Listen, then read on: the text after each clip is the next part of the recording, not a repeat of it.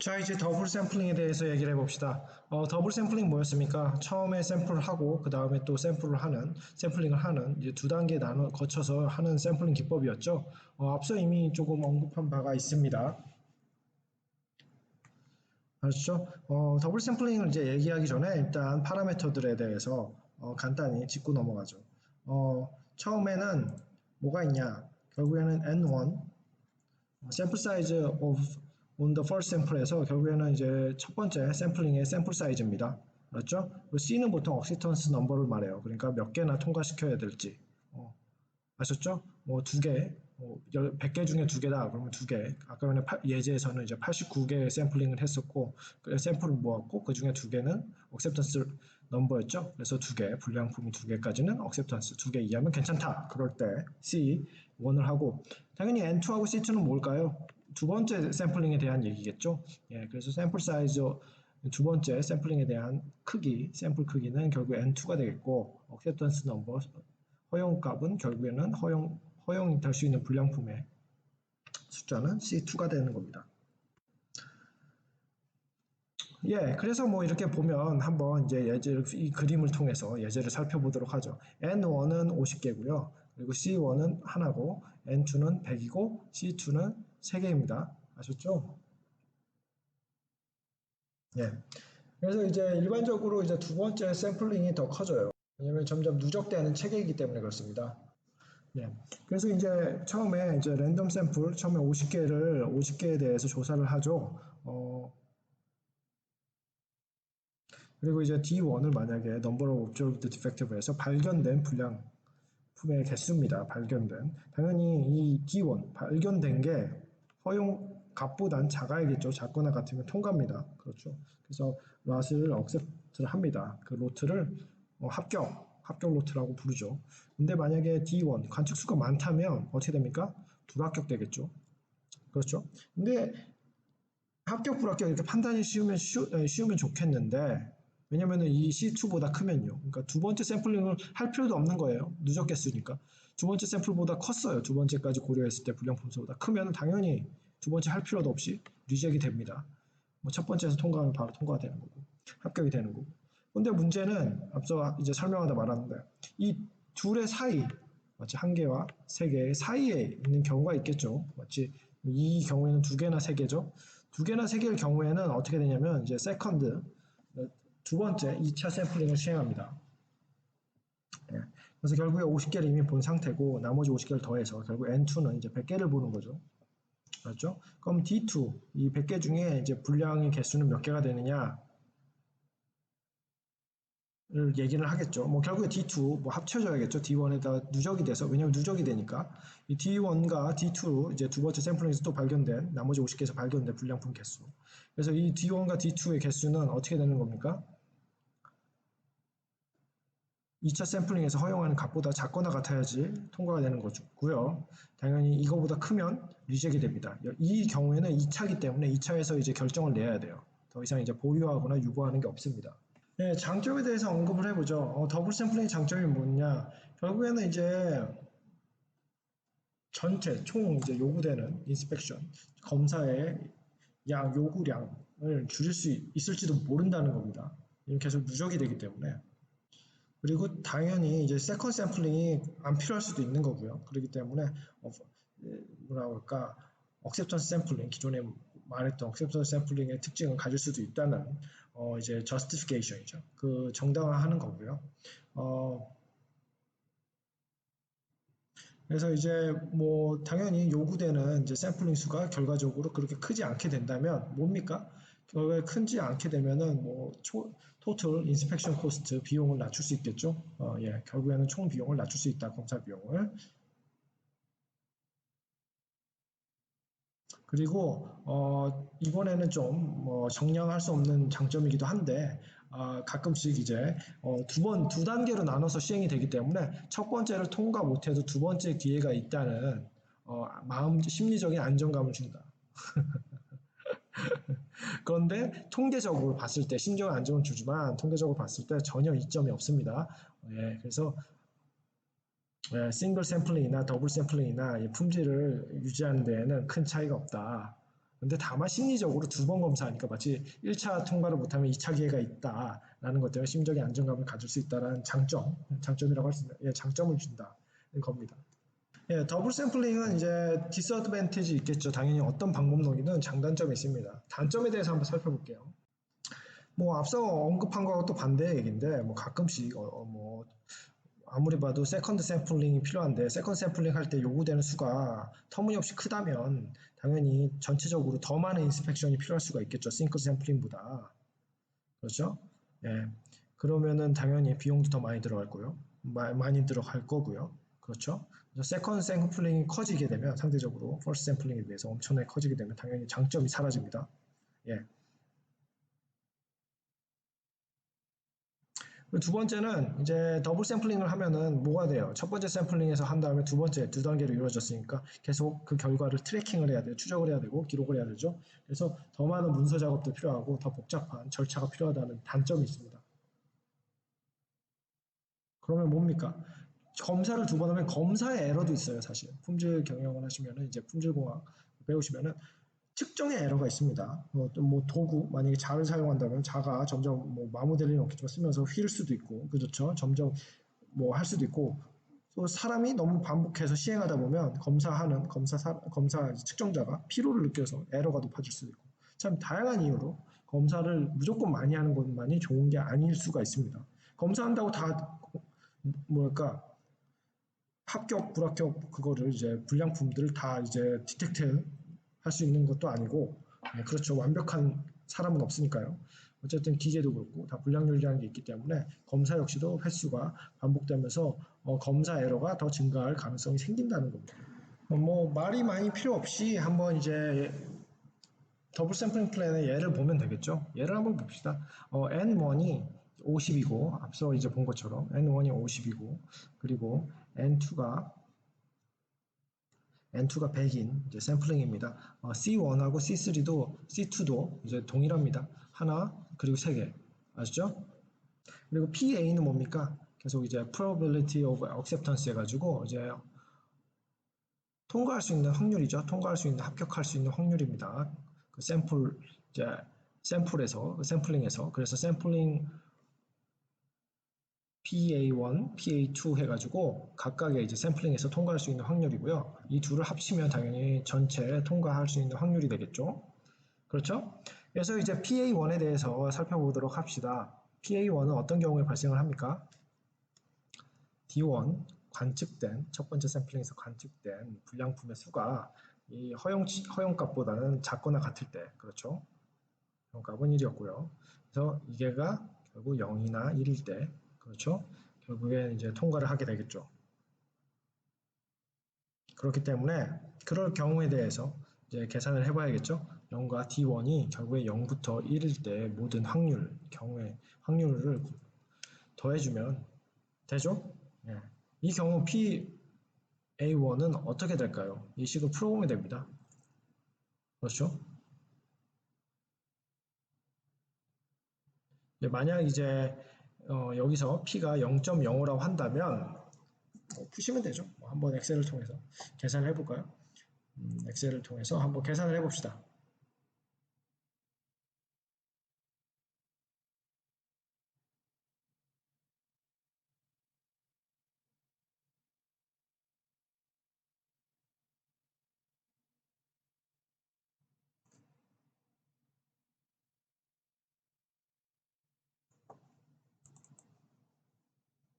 네, 엑셀을 통해서 계산을 해보죠.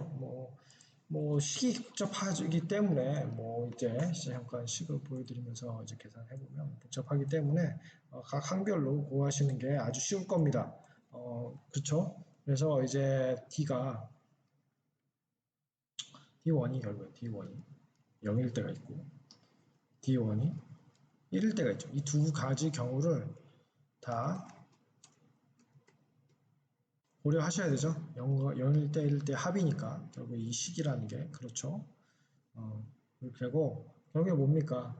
이렇게 잘 전개를 해야죠. 팩토리얼 함수를 써서 50개였으니까 50 팩토리얼이었죠. 이거를 나눠야 됐죠. 물론 알았냐? D 팩토리얼 0이었죠, 여기. 네, 0이었고, 그리고, 뭐였습니까?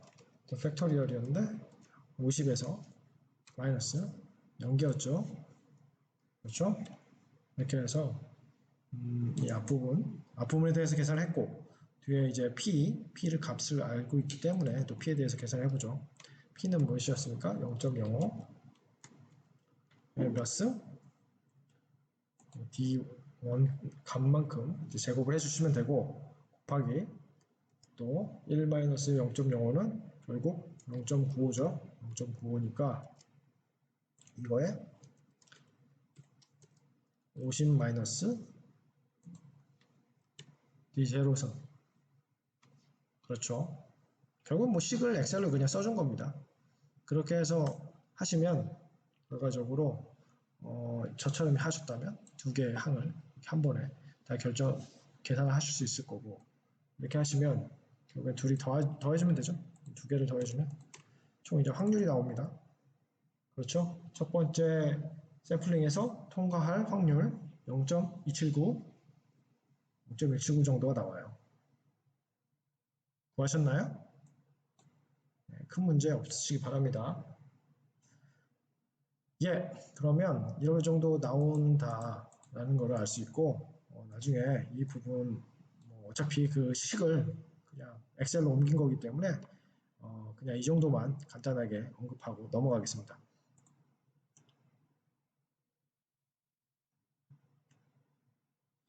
그래서요, 어쨌든 통과할 확률 이렇게 구해지고, 다음 이제 두 번째 이제 acceptance 이제 PA2죠, 그렇죠? 이 두 번째 acceptance probability 결국 PA2를 구해야 되죠. 그렇죠? 그러기 위해서는 결국에는 우리가 뭘 해야 된다? 모든 가능성 샘플링, 그러니까 두 번째 샘플링이 얻어질 수 있는 모든 가능성 고려를 해야 된다는 거예요, 결과적으로. 예.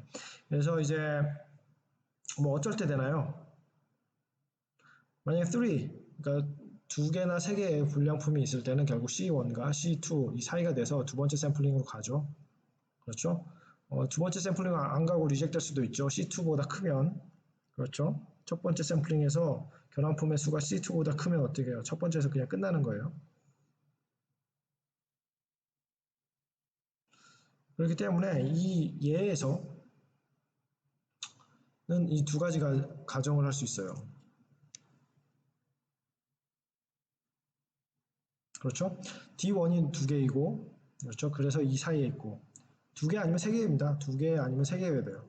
그런데 또 전체 수가 D1과 D2의 합이 3을 넘어가면 안 되잖아요. 그러니까 당연히 D1이 3면 D2는 0이어야 되고, D1이 두 개면 D2가 0 혹은 1이어야지, 그렇죠? 리젝 안 당하죠. 불합격. 그 결론이 나지 않습니다. 그러면 이 경우에, 아시죠? 이 경우에 각각 확률은 어떻게 될 것인가? 어떻게 될 것 같으세요? 각각의 경우 살펴보도록 할까요? 이 경우는 어떻게 됩니까? 결국 P, D1, 결국 D1이 2라는 거였고, 그렇죠?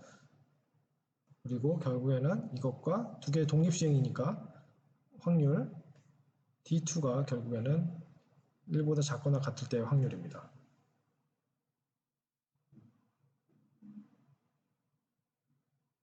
이 양분법 이용하시면 되죠. 그래서 D1이 두 개의 확률 어떻게 됩니까? 앞서 이제 간단히 식을 보여드리기도 했는데 결국에는 2 팩토리얼, 그렇죠? 그리고 50에서 2를 뺀 것, 그렇죠? 팩토리얼, 그리고 총 개수 50개 팩토리얼, 이거를 나눠주면 되죠. 그리고 또 뭐 해줘야 합니까? 0.05, 여기서 D1이 2이기 때문에 여기 2가 되고 2승 곱하기 0.95죠. 0.95 곱하기 50에서 2를 빼니까 48. 이 부분이 어떻게 돼요? 이 부분이 앞부분이 P는 D1은 probability of D1이 2일 때 확률값입니다. 아셨죠? 이때 확률값을 잠깐 구해볼게요. 이때 확률값을 잠깐 구하면 사실은 뭐 앞서 이퀘이션 그대로 사용했기 때문에 그냥 이거를 복사에 붙여넣기 네, 복사 붙여넣기를 하시면 됩니다. 사실은 앞서 했죠. 그래서 이제 D1이 얼마일 때? 2일 때 하시면 확률값이 구해지시죠? 네, D1이 2일 때. 그리고 두 번에 그 다음에 뭡니까? 그 다음에 좀 이거를 수정을 해줘야 돼요. D2가 D2 이제 D2에 대해서 얘기해야 되겠죠? D2가 0 또는 1이었어요. 그럼 어떻게 해주셔야 돼요? 앞서 했던 거 D1을 그대로 계산해 주실 때 했던 거 그대로 이제 해주셔야 되죠? 복사에 붙여넣기를 할게요. 대신에 이제 샘플 수가 50개가 아닙니다. 다 뭘로 바꿔줘야 돼요? 100개겠죠? 100개입니다. 100개. 그리고 이제 당연히 이 팩토리얼을 나눠줘야죠. 그리고 100개에서 빼줘야 되고 50개가 아니라 그렇죠? 0.05는 그대로고 0.95도 그대로인데 다 50을 100으로 나눠줘야 돼요. 100으로 만들어 주셔야 돼요. 그리고 이 부분도 드래그 앤 드롭 해주시면 두 개를 더해 주시면 되죠. 이 확률이 뭐다? 0.037. 이 부분이 뭐냐면 이 부분이 바로 뒷부분입니다. D2가 1보다 작거나 같을 확률. 전혀 새로운 게 없죠? 예, 전혀 새로울 게 없습니다. 이렇게 해서 계산해 주시면 이 두 개의 값만 곱해 주시면 이 값과 이 값을 곱해 주시면 이 확률 결국 첫 번째 케이스에 대한 확률이 나옵니다. 0.0097 뭐 정도 나오겠네요. 만약에 반올림을 한다면 그렇죠? 예, 이 부분 0.0097 그래서 결과적으로 여기는 0.0097 정도가 나온다. 근사적으로 그 정도 나온다는 겁니다. 이제 D1이 3이고 D2가 0일 때의 확률 구해볼까요? 더 쉽죠? 왜냐면은 0이고 D1이 3일 때 하면 되니까 그럼 D1이 3일 때 한번 이제 다시 한번 D1이 3일 때 이렇게 하나 행을 만들어서 해볼게요. D1이 3일 때 다시 복사 붙여넣기 그렇죠? D1이 3일 때 구했습니다. 그리고 D1이 0일 때, D2가 0일 때 확률 이미 구했죠? 그러면 어떻게 됩니까? 이거 곱하기 이거는 0.001 정도 나오는데 굉장히 작네요. 001도 좋고 0013도 좋고 0.0013 왜냐면은 얘가 결국에는 D1은 3이고 그리고 probability 곱해야죠.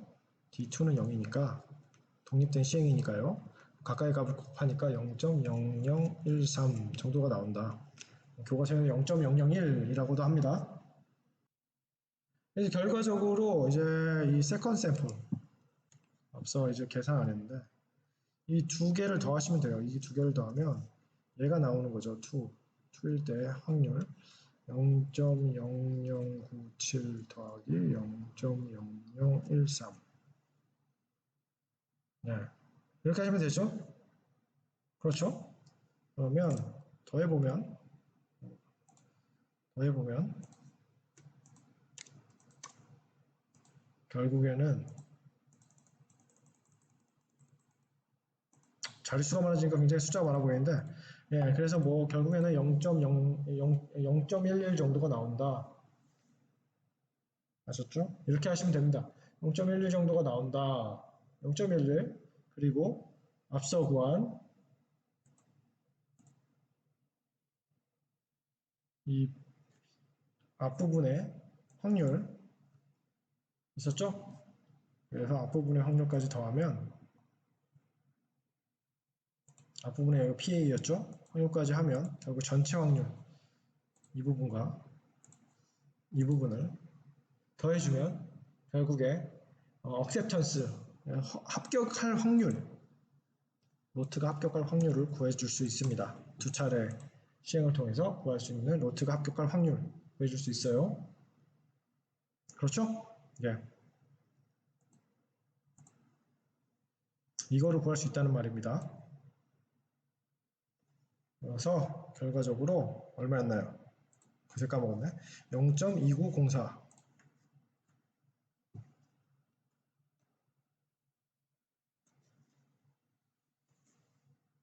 알았죠? 네, 그래서 결국에 이런 기법을 통해서 OC 커브의 형태로 이제 나타나는 겁니다. 뭐 요약을 하자면 뭐 이런 형태로 그리실 수가 있게 돼요. 네, 결론적으로 이렇게 해서 확률을 구하시면은 PA 값을 구하시면은 다음과 같이 이제 그래프를 그리실 수가 있습니다. OC 커브죠. 결국에 OC 커브를 그릴 수 있고 OC 커브를 실제로 이제 계산되시는 OC 커브를 많이 이용하실 텐데 여기서 이제 언급을 해드리고 싶은 거는 이 더블 샘플링이라고 해도 앞서 언급한 대로 더블 샘플링이라고 해도 크게 원래 싱글 샘플링 하는 거 차이가 없다. OC 커브 측면에서. 입니다. 뭐 일단 설명해 드릴게요. 여기 y축이 이제 억셉턴스예요. PA예요. 확률이에요. 억셉턴스 확률이고 여기 x축은 이제 fraction defective 해가지고 P 결합률이죠. 그 로트에 대한. 그리고 이건 이 그래프는 이제 특수 케이스를 보여주고 있는데 OC 커브 L 때 특히 언제 N1이 50이고 N2가 100인. 그러니까 저희가 이제 지금까지 예제로 다뤘던 것에 대한 OC 커브입니다. 알았죠? 예, 그래서 이제 선이 세 개가 있는 걸 볼 수 있어요. Probability of acceptance on the first sample. 그러니까 첫 번째 샘플에 대한 acceptance 확률이 분포를 보는 거고, 이거는 이제 rejection 확률이고요. 아셨죠? 그러니까 이 영역을 벗어나면 이제 리젝이 되는 거고, 이 영역이 안에 들면은 이제 accept이 되는 거겠죠. 그리고 이 두 번째 이제 combined sample, acceptance combined sample이라고 해도 결국에는 combine 하고 나면은 이 그래프를 원래 있는 첫 번째 샘플의 이제 그래프를 샘플링 기법을 그대로 이제 따라가는 걸 보실 수 있습니다. 따라서 이제 첫 번째 샘플링을 하던 두 번째 샘플링을 하던 예전에 말씀 하나 드렸죠. 뭐였습니까?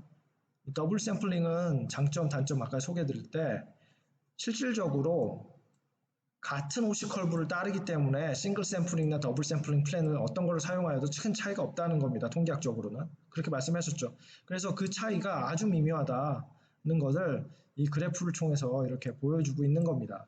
아셨죠? 결국에는 두 가지 기법 중에 더 적절한 거를 상황에 맞는 거를 쓰시면 되는 거예요. 예, 그러면 이제 average sample number에 대해서 얘기를 해볼게요. 평균 이제 샘플 개수, 샘플을 몇 개나 해야 되는지 더블 샘플링에서 이야기를 해보겠습니다. 더블 샘플을 다시 한번 환기시켜 드리죠. 더블 샘플링 뭡니까? 처음에는 초기에는 n1개의 샘플을 가지고 부적합수가 이제 허용 수준 이하인지 아니면 그것보다 많은지 판단을 했었습니다. 그렇죠? 그래서 결국 부적합수 허용할 수 있는 부적합수는 C1개였고 그러면 만약에 통과를 못하고 두 번째 단계가 필요하다라고 하면 결국에는 뭐였습니까? N1 플러스 N2개까지 모아서 결국에는 결정을 했었죠. 그렇죠. 이 부적합수 C2보다 적거나 같은지에 대해서 그럼 합격. 그렇죠. 그렇게 결과를 보았었죠.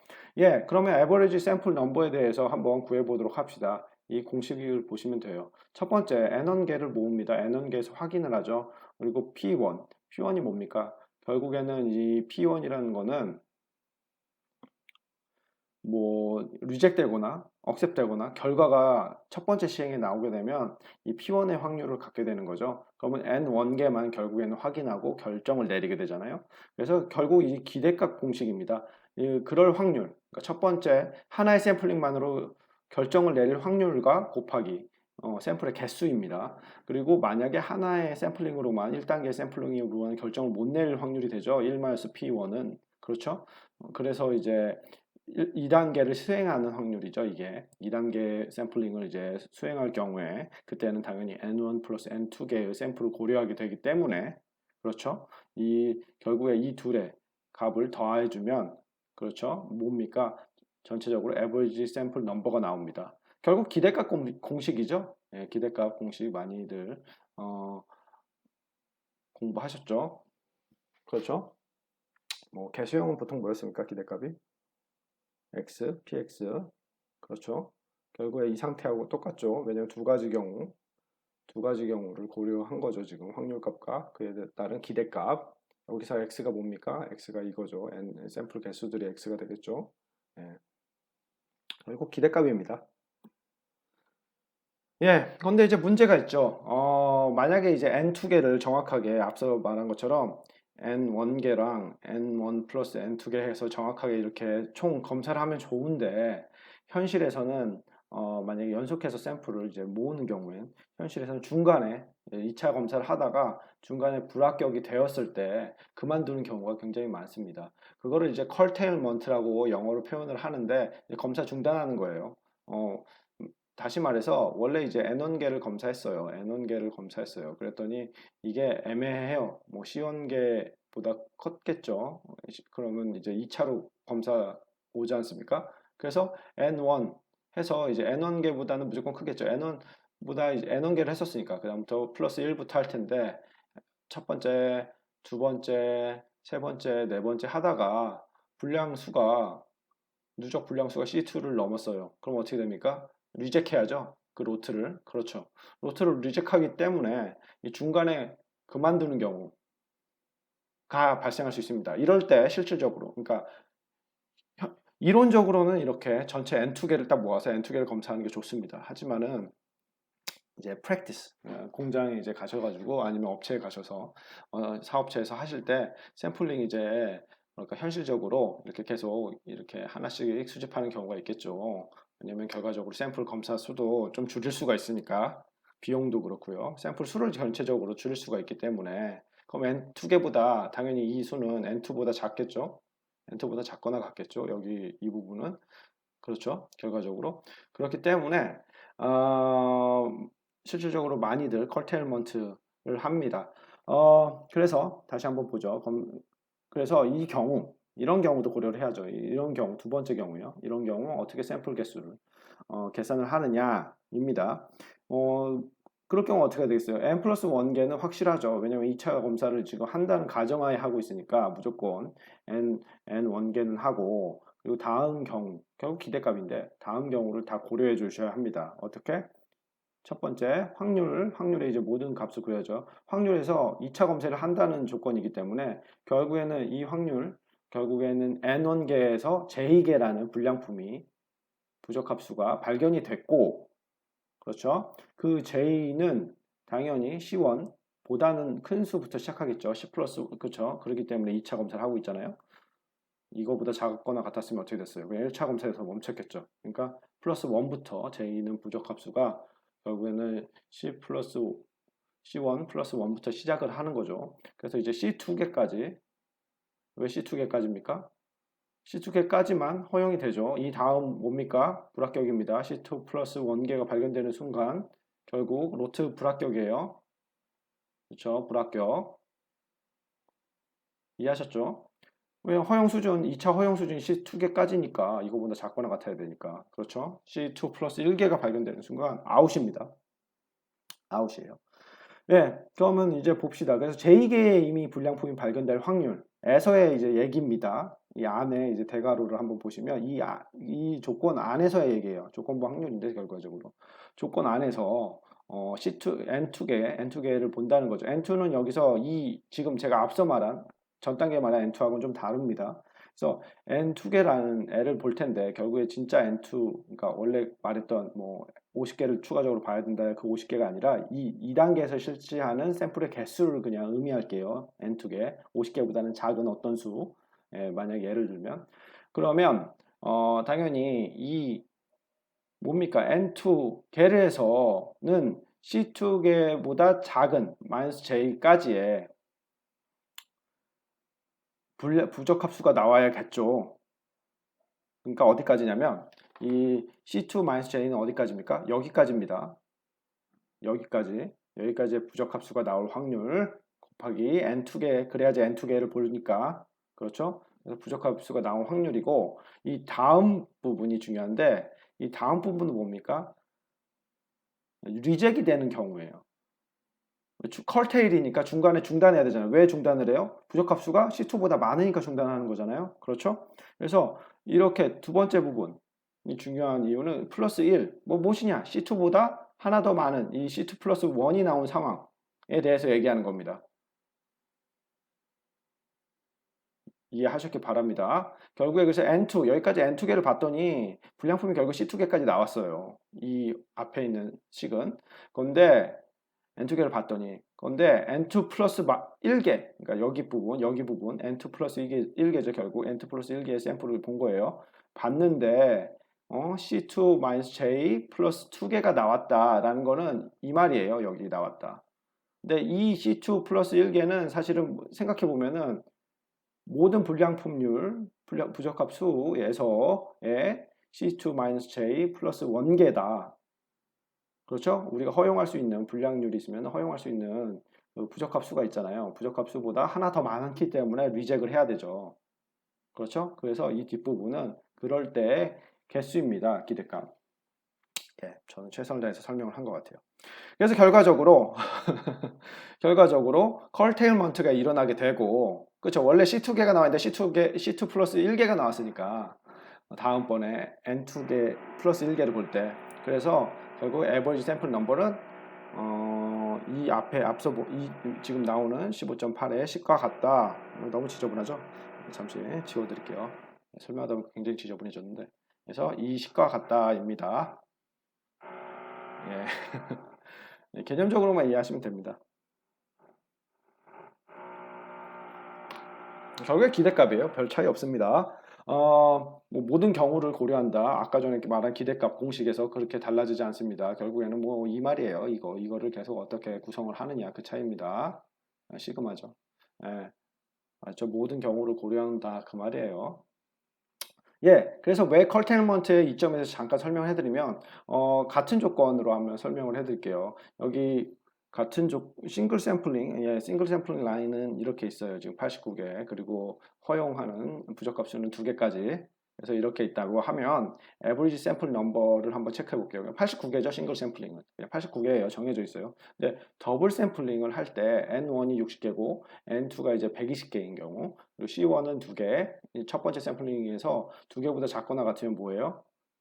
통과죠. 그리고 그렇죠. 그리고 이제 3개까지 3개 나오면 2차 검사를 수행하는데 두 개 이제 그 2차 검사에서 아무것도 안 나왔어요. 그럼 어쨌든 C3는 3이다 해가지고 결국에 통과하겠죠. 그래서 이런 경우 1차, 2차 이제 더블 샘플링을 경우를 보면 만약에 N2개, 120개를 전부 했을 때는 이 부적합 레이트, 디펙티브 레이트 P에 따라서 이제 높아지면 높아질수록 증가하다가 감소하는 형태를 띱니다. 왜 이런 감소하는 형태를 띠냐면 불량률이 너무 높으면 어떻게 됐어요? 계속 리젝 되겠죠. 리젝 확률이 높아지면서 그냥 거의 통과 못하고 무조건 리젝 떨어지는 경우가 많다 이 말입니다.